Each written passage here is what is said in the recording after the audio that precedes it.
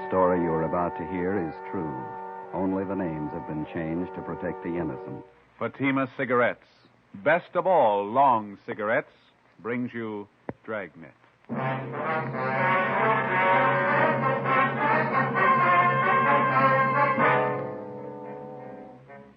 You're a detective sergeant.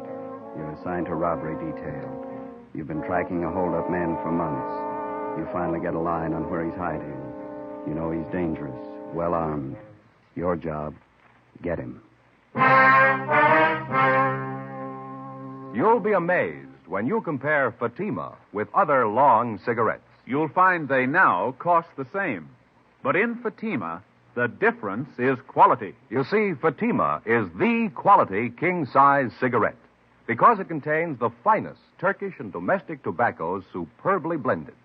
And Fatima is extra mild, with a much different, much better flavor and aroma than any other long cigarette. So try comparing Fatima yourself. Fatimas now cost the same as other long cigarettes, but your first puff will tell you... Ah, that's different. Yes, in Fatima, the difference is quality. Ask your dealer for Fatima, the quality king-size cigarette. Best of all long cigarettes. Start enjoying Fatima tomorrow.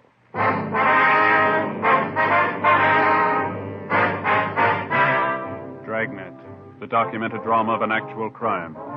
For the next 30 minutes, in cooperation with the Los Angeles Police Department, you will travel step by step on the side of the law through an actual case transcribed from official police files.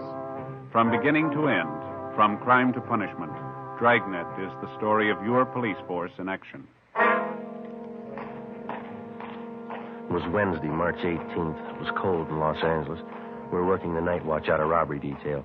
My partner's Ben Romero. The boss is Captain Ed Walker. My name's Friday. It was 9:48 p.m. when I got to room 27A. Robbery detail. Joe? Hi, you ready to go? Yeah, we better hustle. Here's your top coat, Joe. Oh, thank you, Ben. Where's Tom? We can pick him up down the hall. He's checking out some tear gas shells. Might need him. How about the address? You confirm it? 2100 Buchanan Avenue. It's a corner house. Skipper? You know what to expect when you get out there. Don't take any chances. He's alone in the house, that right? Supposed to be. Yeah, that won't give you much of a break. How do you mean? He's heavy on guns. 2 revolvers and a hunting rifle. Yeah. He's not shy about using them. Don't forget it. Right, Ed. Slats, Ben? Let's go. Okay.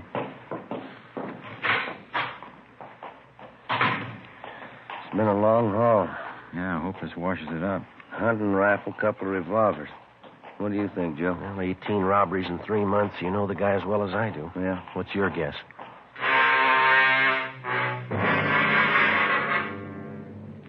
His name was Hoffman, George R. In our files, his criminal record dated back to high school days. Petty theft, grand theft, auto, burglary, armed robbery. His record included 2 terms at Preston Reformatory and 1 at San Quentin. Hoffman's latest campaign was a 3-month run of armed robberies. We tried everything we knew to stop him, but it wasn't enough. We'd failed to get a line on him until one of Captain Walker's informants came up with a tip that Hoffman had been hiding out for the past month in a small bungalow on the corner of Buchanan Avenue and Selma Street. According to the information, the suspect had a good supply of food, ammunition, and 3 guns. 10:15 p.m., together with Sergeants Tom Gaffney and Slats Henry, Ben and I parked our car down the street and started toward the house. It was foggy. The street was poorly lighted. As we approached the house, we could see a light burning in one of the rooms at the rear of the bungalow.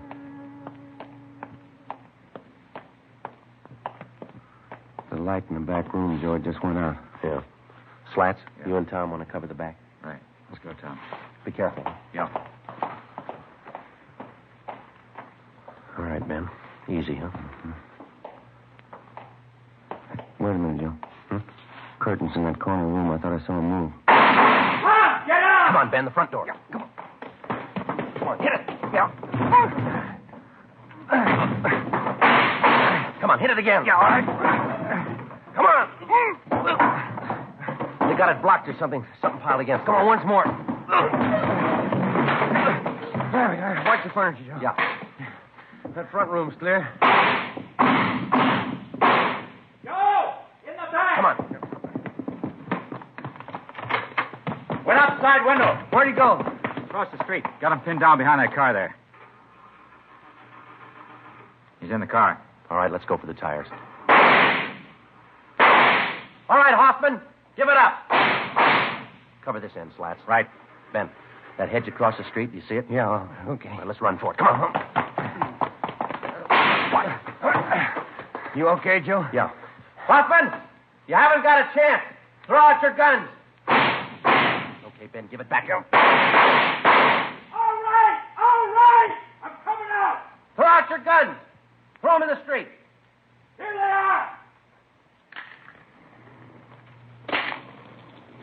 All right, get out of the car. Hands behind your head. Come on.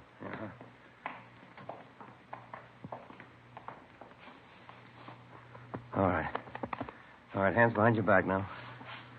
Slats, Yeah. you want to get our car? Right, Joe. Who told you? Who gave you the tip? Does it matter? I made it easy enough for you. Lousy car wouldn't start. I'd be 3 miles away if it would have started. Better call the tow truck, huh, Joe? Let me give it a look, huh?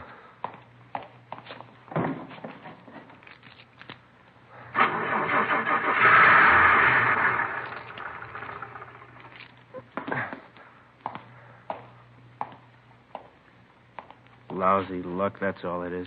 What was wrong with it, Joe? I tried it. It wouldn't start for me. You should have turned on the ignition.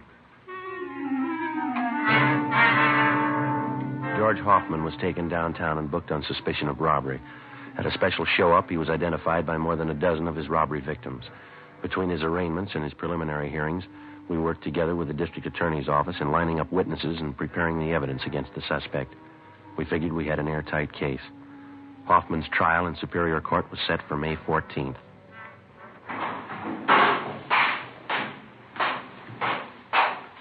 Hi, Joe. Hi, Slats. What's doing? Is still arraigning Hoffman? Yeah, his trial's coming up.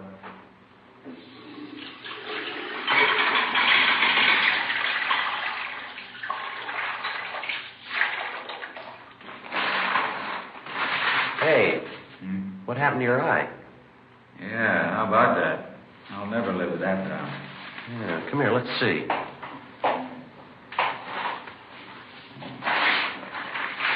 First real black eye I ever had. Had them bruised plenty. They hurt, you know. Yeah, how'd that happen? Well, every week Gaffney and I go up to the neighborhood boys' club after work to help coach the kids at sports, you know. Mm-hmm. Well, last week we had boxing lessons. Yeah. I was coaching this one youngster. He turned out to be a lot quicker than I thought. He really connected. Mm-hmm. I guess everybody in the building's heard the story, huh? Yeah, just about. Gaffney took care of that. Captain called me in this morning, asked me if I wanted to file assault charges against the kid. Some joke. Mm-hmm. Never fails. You still coaching the kids up there? No, not this week. Kids are supposed to get lessons in wrestling. I'm not taking any chances. Yeah. They've been watching television for months. I'll see you later, Michael. Yeah. Okay. Oh, thanks, Lance. Hi, Ben. How you doing? Pretty good. Put your coat on, Joe. Yeah? What's the matter? George Hoffman. Yeah? Just broke jail. The morning of his escape, Hoffman was scheduled to appear in Superior Court for arraignment. According to routine, he was taken from his county jail cell on the 12th floor of the Hall of Justice and escorted to the jail shower room on the 14th floor. There he was to take a bath, change to his civilian clothes for his appearance in court. While he was in the shower room, he turned on the hot water faucets, filling the room with steam to hide his actions from the guard. He succeeded in forcing his way out through one of the windows, climbed up one story to the roof. Realizing that he couldn't escape down through the building, he lowered himself over the ledge of the roof and, using the narrow crevices between the bricks to hold on, he climbed 7 stories down the outside of the building. At the 8th floor, he found an open window and got inside. He slugged a bailiff who tried to stop him and then ran down the remaining flights of stairs into the street and disappeared in the crowd. 20 minutes later, he robbed a dentist's office at 3rd and Los Angeles Streets and got away. Police and sheriff's deputies covered the city for him. Ben and I were among them. 11:55 p.m. We checked back in with Captain Ed Walker.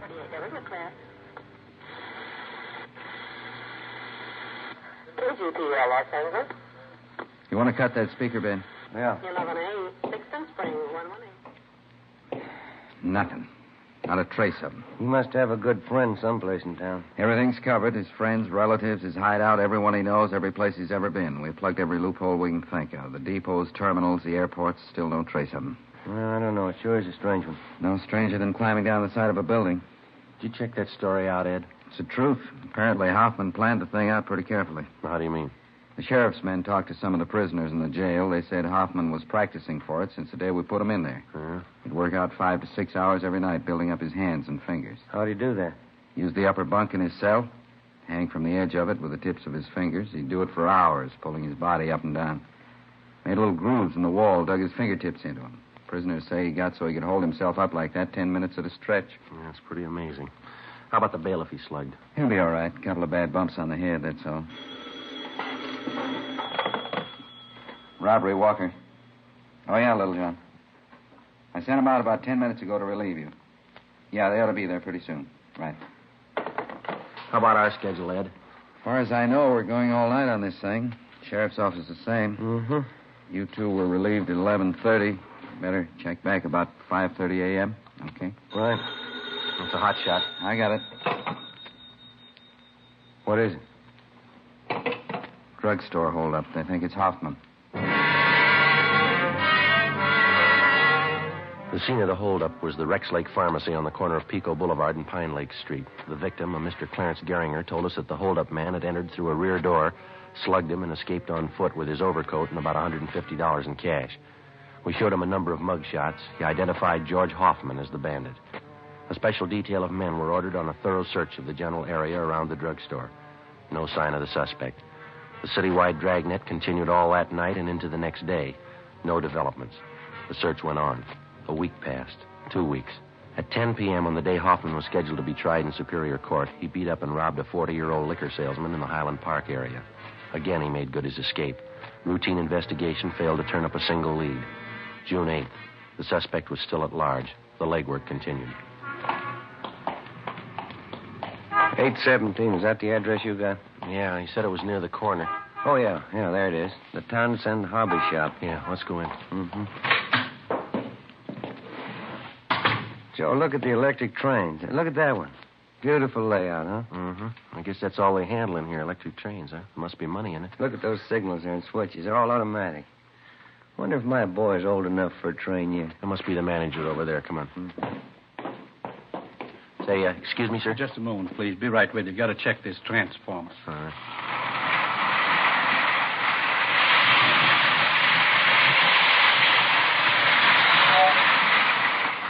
Uh-huh. Automatic coupling on the tanker car looked out. It killed her. My mistake. Now let's see.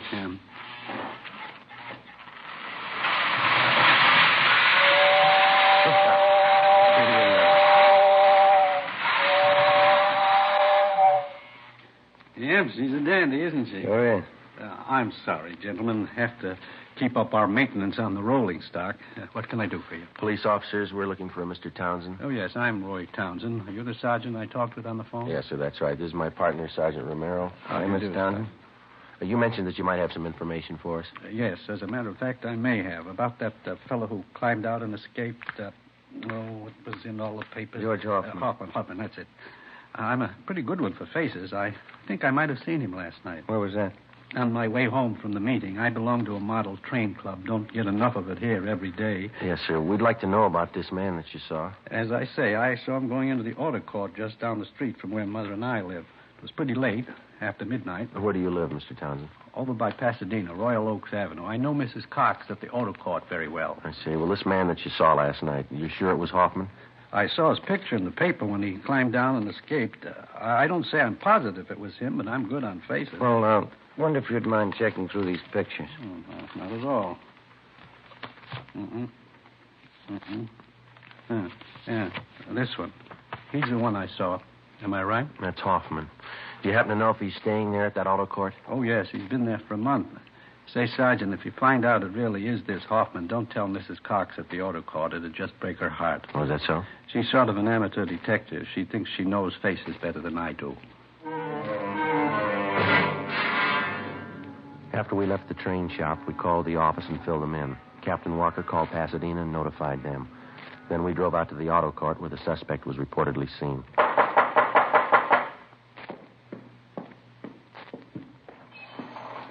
Yes, you want something? Yeah, are you Mrs. Cox? Yes, I'm the manager here. If you want lodgings, we're filled up. You might try the Golden Eagle straight down the street there. Police officers, Miss Cox. Do you have a Mr. Hoffman staying here? Hoffman? No, I don't. Got a Hoffmeyer, though. You sure that's not it? No, would you look at this picture, ma'am? Recognize it? Well, yes, but his name's not Hoffman. It's Kane. Number 23. He's not in, though. Left this morning. Oh, is that so? Yes, won't be back for another hour.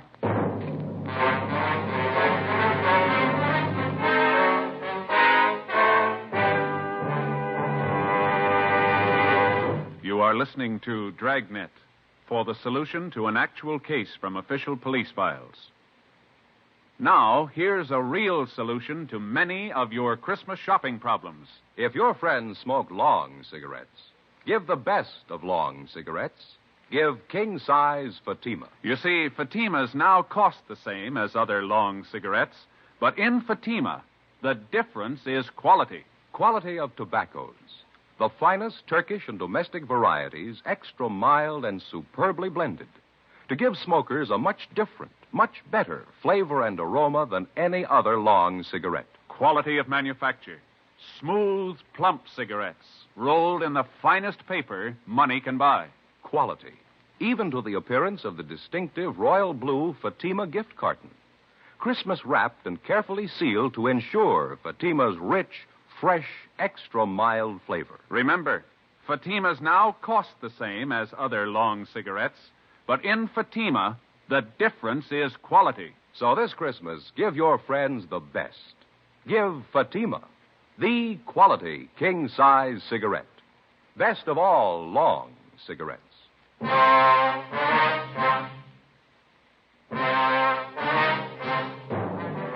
Before going on stakeout at the auto court where George Hoffman was registered, Ben put in a call to the office.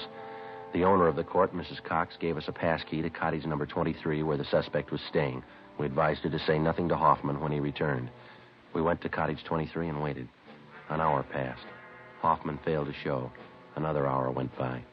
Still no sign of him. Well, what do you think? You got me. I don't know. More than an hour overdue. No chance he could have been tipped. Well, I don't see how. Mrs. Cox is the only one who knows we're here. There's no reason for her to warn him. I don't know. His things are all here. His clothes. Well, we've had longer waits than this. Relax, huh? Yeah. Hey, wait a minute. Can you see who it is? Man, coming from next door. Joe? Okay, I'll cover you. Open it. Oh, your new telephone directory? Oh, yeah, thanks. Anything wrong? No, there's nothing wrong, thanks. New phone book. Yeah. We waited another hour. George Hoffman still had failed to appear. At 4 that afternoon, we checked with the office. No word. At 5:30, we were still waiting. I was just thinking, Joe. Yeah? That fellow Townsend in the train shop. That sure must be a dandy hobby, electric train. Yeah, it runs into money, though, doesn't it? Well, I think I'll talk to the wife about it. Their education, you know. My boy'd sure get a kick out of having his own train. He's pretty young, isn't he? 3 years old? Well, I could show him how to work it, put things together for him. I'll get him. All right. Yeah? Oh, yeah, Lightner. Oh, when? Okay, thanks. What's doing? Skipper just got a call from Pasadena. Yeah? They picked up Hoffman 10 minutes ago.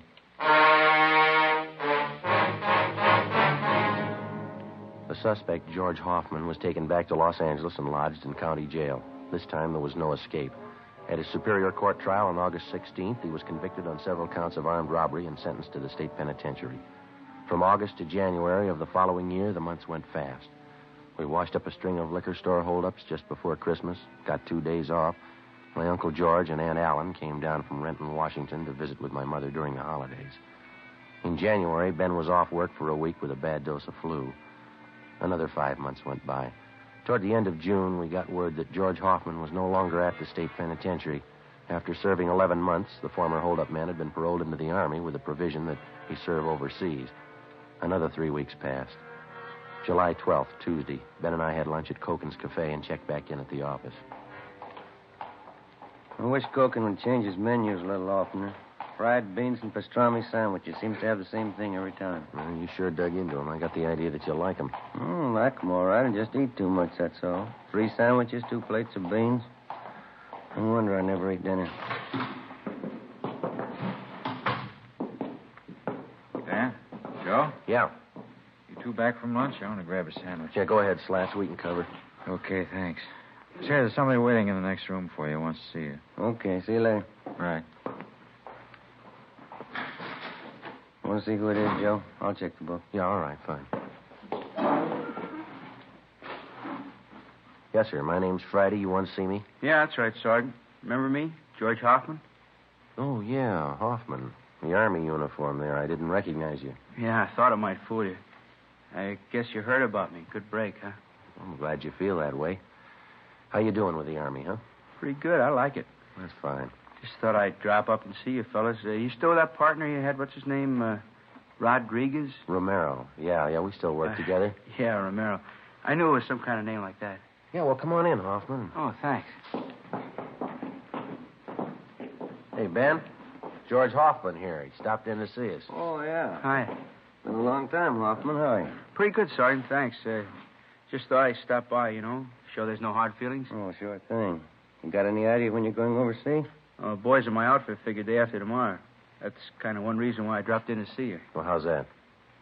Well, I know it's pretty nervy, but I got lots of that. You see, a bunch of us are on leave till tomorrow noon. Figured we'd go out tonight, and I'm a little short. You know how the Army pays. Okay, well, how about a couple of bucks, George? Will that do you any good? Yeah. Sure, swell you, Sergeant. Believe me, I'll see you get it back. Well, here's a couple more, Hoffman. Might help out. Well, it's no use telling you how much I appreciate it. I give you my word I won't forget it. I'm going to pay this money back to you. Oh, forget it, George. We're glad to help you out. Well, thanks again for the touch, huh? Sure nice of you. Okay. Now, drop a card if you get a chance. I'd like to hear how you're doing over there. Sure thing. See you later, huh? Right. Good luck to you, boy. Well, looks like a turn for the better anyway, huh? Mm-hmm. But it was my last $2, doggone it. It never failed. Well, we had to give him something. Yeah, but what do I do for lunch money tomorrow?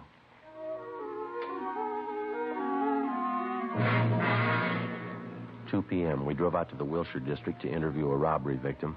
We brought him back downtown and took his statement. 4:30 p.m. We checked back in with Captain Walker. Hi, Skipper. Henry says that ex-con George Hoffman was in today. Yeah. You talked to him. Yeah, that's right, Ed. Why? Have a look. Thanks. The MP's left about 20 minutes ago. Swell. Your $2 went for nothing, Ben. Hoffman's wanted. Huh? Broke out of Army prison 10 o'clock this morning. Together with the Army authorities, local officers joined in the citywide search for George Hoffman. At 10 o'clock that night, a food market on Santa Fe and Rialto was robbed and the proprietor beaten. From our mug shots, the victim identified Hoffman as the holdup man. Shortly after midnight, a drugstore on Crenshaw was held up. Hoffman was again tabbed as the suspect. The next 2 days, the search was intensified. No leads. 2 more days went by. Late Saturday morning, we got a hurry-up call from the detail on duty at the Union Station. Hoffman had been reported in the vicinity. Ben and I drove down to the depot to check with the officer in charge, Slats Henry.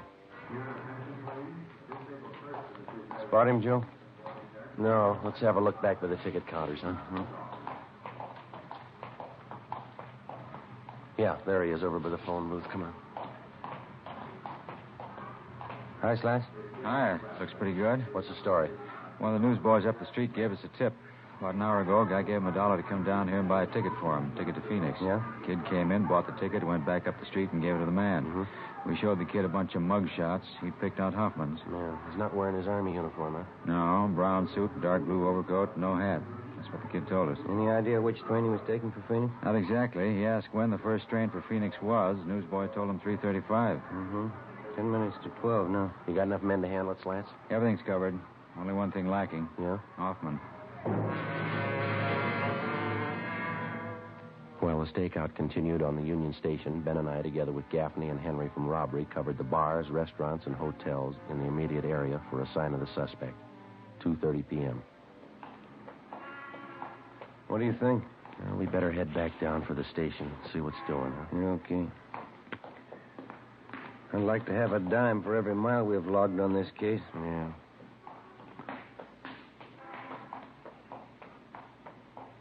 Joe, have a look. Where? Across the street, dark blue overcoat. Same build as Hoffman. I'll bet on him. Come on. He spotted us. Yeah, that's Hoffman. Come on. I'll pick it up. I lost him, Joe. Where'd he go? Turn down First Street. Come on, hurry. Across the street, Ben. Watch the traffic. Where'd he go? I see him. That antique store on the corner. He ran in there. Come on. There he is. All right, Hoffman. Out of the way, mister! All right, hold it right there, Hoffman. I'm coming out! Move! Watch it, Joe. I said I'm coming out, you hear me? You're going the hard way, George. Come on, drop it.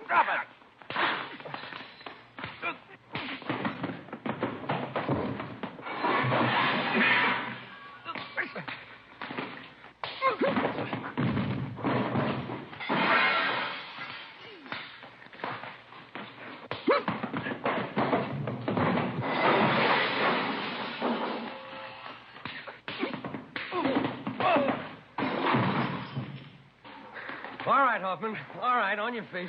Come on, get up. Now get your hands behind you. Sure. What good's it going to do you? All right, mister, let's go. What good's it going to do? I already proved it. I can break jail any time. I proved it twice. You're going right back in again. What's that prove? The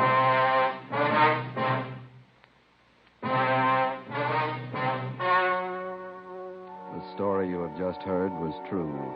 Only the names were changed to protect the innocent. On October 8th, trial was held in Superior Court, Department 89, City and County of Los Angeles, State of California. In a moment, the results of that trial. Now, here is our star, Jack Webb. Thank you. To get year-round thanks for the gift you give this Christmas, give Fatimas to every long cigarette smoker on your list. Their first pack of extra mild Fatimas will have them convinced, like I am, that in Fatima the difference is quality. And Christmas Fatimas come in a distinctive royal blue slip-over jacket that makes a perfect gift just as is. Remember, Fatimas now cost the same as other long cigarettes, but in Fatima the difference is quality. Give Fatimas, the quality king-size cigarette, to every long cigarette smoker.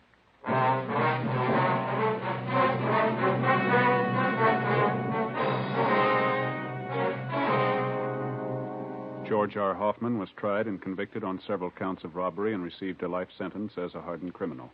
After serving 10 months of his sentence, Hoffman attempted an escape and failed. A few weeks later, he took his own life in his prison cell by hanging. Ladies and gentlemen, next week, in answer to your requests, Dragnet will repeat A Gun for Christmas, the actual case history broadcast last year during the Yuletide season. That's next Thursday, December 21st.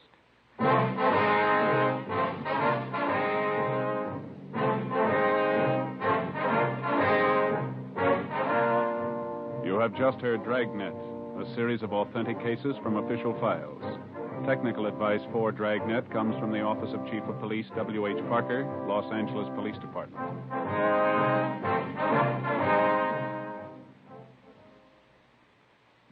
This is Bob Hope. Can we steal a second? Chesterfield always wins first place. That milder, mild tobacco never leaves an aftertaste. So open a pack, give 'em a smell. Then you'll smoke 'em. Don't forget to give Crosby for Christmas. I mean the Chesterfield Christmas carton with Bing as Papa Santa Claus. See you Tuesday.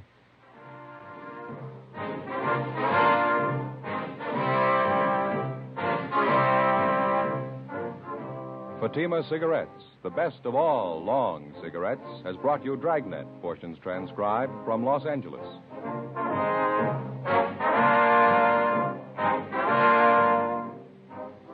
We the People is next with more good times on NBC.